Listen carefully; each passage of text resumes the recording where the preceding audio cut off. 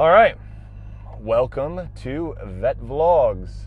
Once again, I'm your host, Jax, and we are going to talk about a topic that is near and dear to my heart, and that is the tail of the dragon.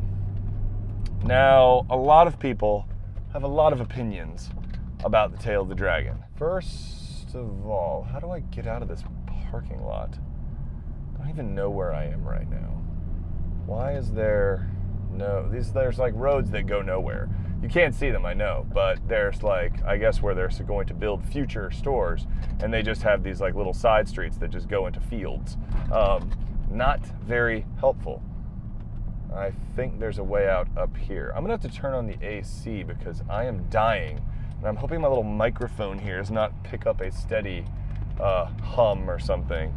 But it is hot today in Georgia, and it's November, well, about December, really. Sorry, all you northerners, yet again. I know I said that on an earlier video, but this is awesome. Go global warming. I don't actually believe that. Save your posts, please.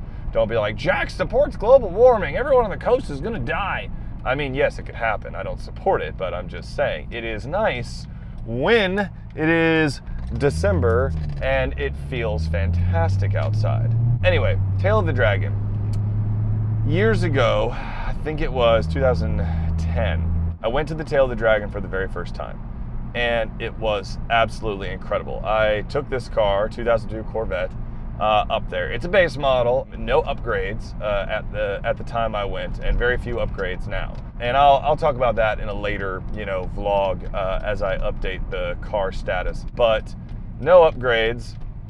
Oh, I didn't make the light. And had an absolutely wonderful time with some friends on motorcycles. Anything ranging from a Honda CBR 600 to a Harley Iron 8 A3. We just had an absolute blast. Every year, I've gone back multiple times since.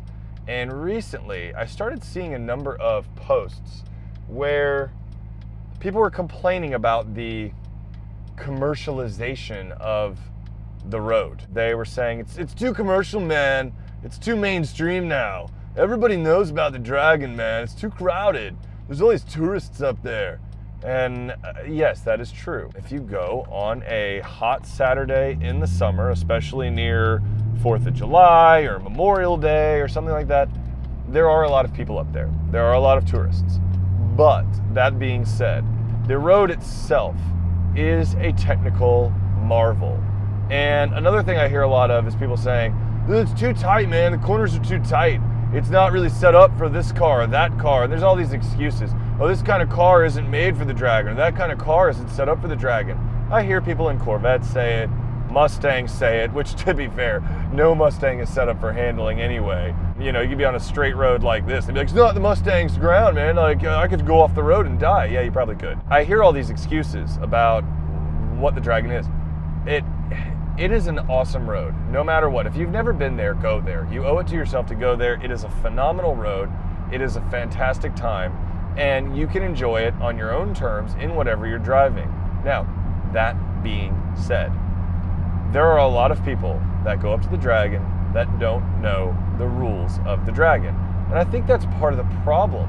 They kind of spoil it for the rest of us. And here are the rules. If you're new to the dragon, or you're an absolute jerk, these are the rules of the dragon. Don't ever cross the double yellow, ever, ever, ever, you freaking moron. It is not okay. It is extremely dangerous. And crossing the double yellow is probably how 99% of multi-vehicle accidents occur on the dragon, because they either hit somebody or they scare somebody coming around a blind curve and cause them to lose control of their car, or more likely motorcycle. Yes, there are lots of motorcycles on the dragon, and you must respect people's space. You cannot cross the double yellow. You cannot tailgate people. But that brings me to point number 2. If you are slow as molasses, pull over. Pull over, you old man riding a Harley. And I say that only half jokingly, because most of the people driving 5 miles an hour or riding 5 miles an hour on the dragon are old men riding Harleys. And I'm sorry if you're an old man listening to this video. I applaud you for your technical skills at getting to the website of YouTube and finding this video. But I'm sorry if you're looking at this and you're commenting like, I'm an old man, I ride a Harley, and I'm actually quite fast. No, you're not. No, you're not. You're not fast at all. In fact, you're really freaking slow. And it's extremely rude when you ride 5 miles an hour on the Dragon, staring at the scenery, or whatever, spiting people. I don't know what you're doing, but pull over. There are pull-offs almost like 100-yard intervals on that road. For 11 miles, 318 curves in 11 miles, there are pull-offs like every 100, 200 yards. And yet these guys will go past every one. Or my favorite is when they go around a corner at 5 miles an hour, and then they try to accelerate really fast on the short straight. Look, I'm actually quite fast. Oh crap, here comes a corner, and then they slow way down again.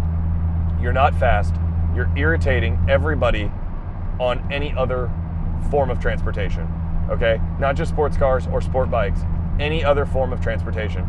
I could take a minivan through the Dragon faster than you could ride your Harley through the Dragon. And if you would like to test that theory, I would love to test that theory.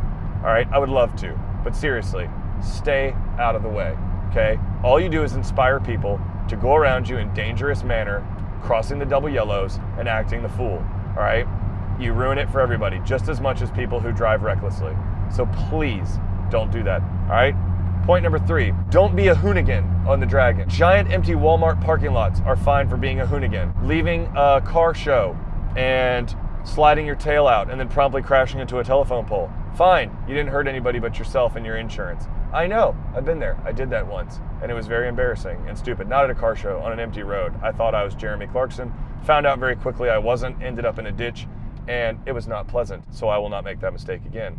The Dragon is no place for hoonigans, all right?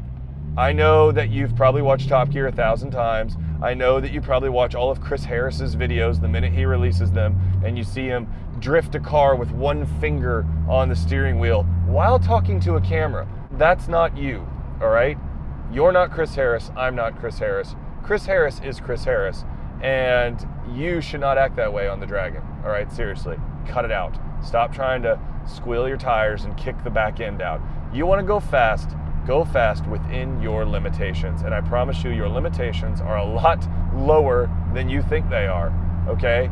Any of us who have stuffed a car into a ditch know that. So please, take it from someone who has been there and done that. Don't exceed your limitations, especially not on a road like the Dragon, because A, you might hit someone else, or B, you might launch yourself off a cliff. And, you know, we'll call that social Darwinism, but I would rather not see a bunch of automotive enthusiasts at the bottom of a ravine.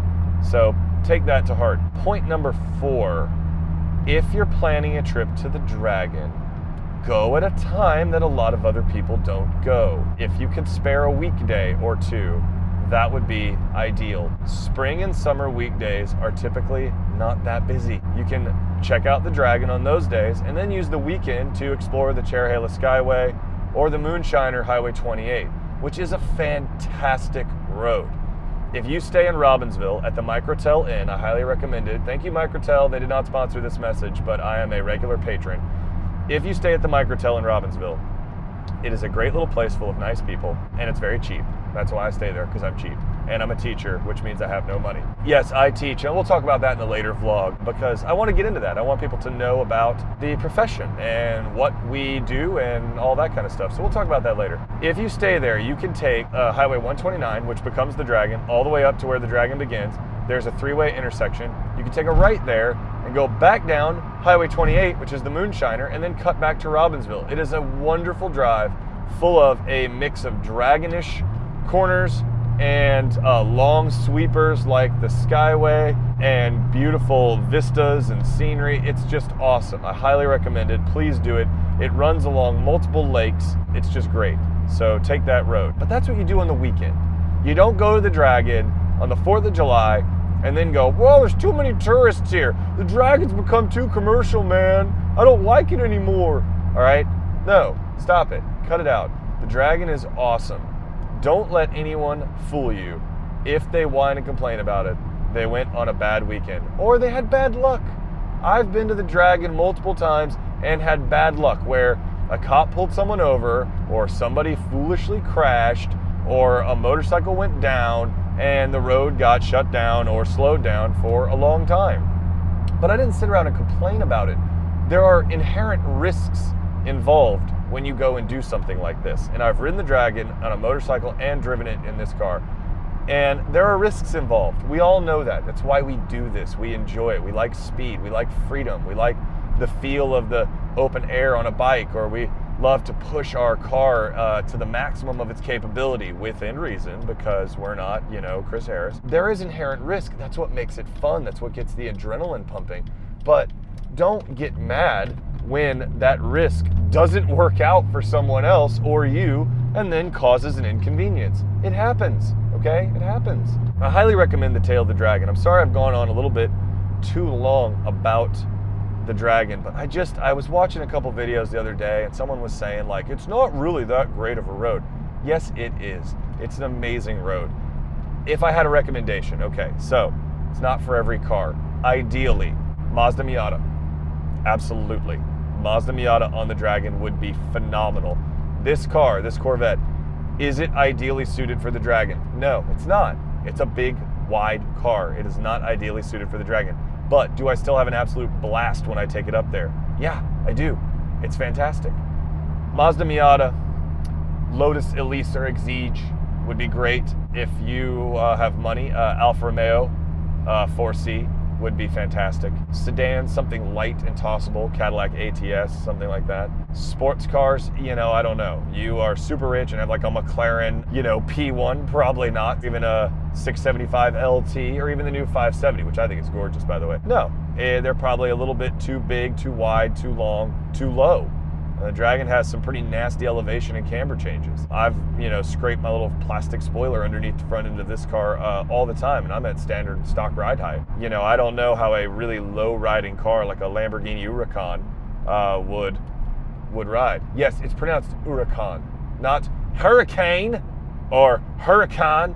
It's pronounced Huracan, if you want to say it correctly. I understand we don't say things correctly here in America. I'm not trying to be a snob. I'm just saying, look it up. You'll sound smart, okay? That's my take on the Dragon. Enjoy it for what it is. If you want to ride your Harley up there and putter around at 5 miles an hour, fine, go, enjoy it. But please don't block traffic for everybody. If you want to take your lowered Nissan 240 SX that you think is just like the Fast and the Furious, good, take it. But please don't crash. And please don't cross the double yellow. If you cross the double yellow, you're an absolute jerk. 100% jerk, because you are endangering lives. And I am not exaggerating about that. You are endangering lives. Don't be that guy. Please don't be that guy who usually drives a Mustang. Please don't be that guy. All right? I'm going to get so many comments on this. Mustangs are awesome, man. You drive Corvette. Corvettes suck. Yeah, okay. All right, whatever, live axle. Oh, I just got a new independent suspension on the new model. Yeah, okay, whatever. I'm kidding, of course, I'm kidding. But yes, Mustangs, there are lots of pictures. Also, speaking of pictures, final plug, because this vlog is going on way too long. Check out killboy.com. Killboy is the original Dragon photographer. His name is Daryl. If you get a chance to meet him, he's usually hanging out in front of the Dragon store. I have nothing against 129 Photos. They're another outfit that takes pictures on the Dragon. Killboy's the original Dragon photographer. Had the chance to speak to him a couple times just in, you know, passing. He is seriously one of the most genuinely kind people.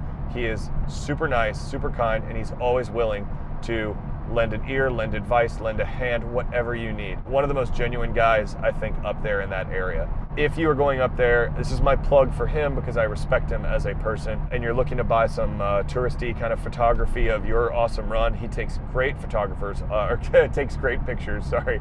All of his photographers are awesome, and he's a super great, awesome, nice guy to boot. So please consider buying some photography from him when you are up there. And I'm having a lot of difficulty saying photography and photographers and pictures all at once. Anyway, hope you guys enjoyed this little long, way too long blab about the Tail of the Dragon. Please like, subscribe, share it around, leave your angry posts in the comments below. I promise I'll read them all. And I'll see you next time, all right? This is Jax, this is Vette Vlogs, peace.